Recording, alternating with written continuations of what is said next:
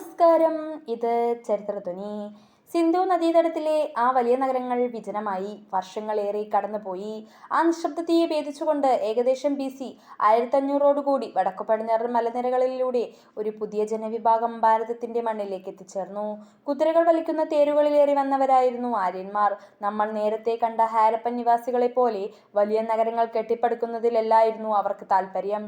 പച്ചപ്പുള്ള പുൽമേടുകളും കന്നുകാലി വളർത്തലുമായിരുന്നു അവരുടെ ലോകം. പശുക്കളെയായിരുന്നു അവർ ഏറ്റവും വലിയ സമ്പത്തായി കണ്ടിരുന്നത്. പശുക്കൾക്ക് വേണ്ടി ഗോത്രങ്ങൾ തമ്മിൽ യുദ്ധങ്ങൾ വരെ നടന്ന കാലമായിരുന്നു അത്. ഈ കാലത്താണ് ലോകത്തിലെ ഏറ്റവും പഴയ കൃതിയായ ഋഗ്വേദം പിറവിയെടുക്കുന്നത്.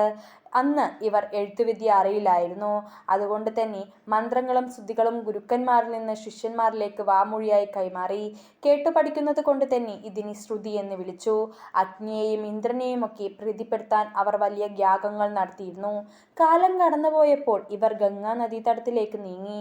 വനങ്ങളെ വെട്ടിത്തെളിച്ച് കൃഷിയിടങ്ങളാക്കി. ഇരുമ്പ് കണ്ടുപിടിച്ചതോടുകൂടി കാടുകൾ വെട്ടാനും കരുത്തുറ്റ ആയുധങ്ങൾ ഉണ്ടാക്കാൻ അവർക്ക് സാധിച്ചു. ചെറിയ ഗോത്രങ്ങൾ പതുക്കെ പതുക്കെ വലിയ രാജ്യങ്ങളായി മാറാൻ തുടങ്ങിയതോടെ സമൂഹത്തിൽ ജാതി വ്യവസ്ഥയുടെ ആദ്യ രൂപങ്ങൾ പ്രത്യക്ഷപ്പെട്ടു. ലളിതമായ ഗ്രാമീണ ജീവിതത്തിൽ നിന്ന് സങ്കീർണമായ ഒരു സാമൂഹിക വ്യവസ്ഥയിലേക്കുള്ള മാറ്റമായിരുന്നു വേദകാലഘട്ടം.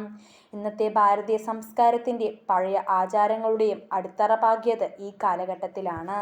ഇത്തരത്തിലുള്ള വീഡിയോകൾക്കായി ചരിത്രധ്വനി എന്ന ചാനൽ സബ്സ്ക്രൈബ് ചെയ്യുക.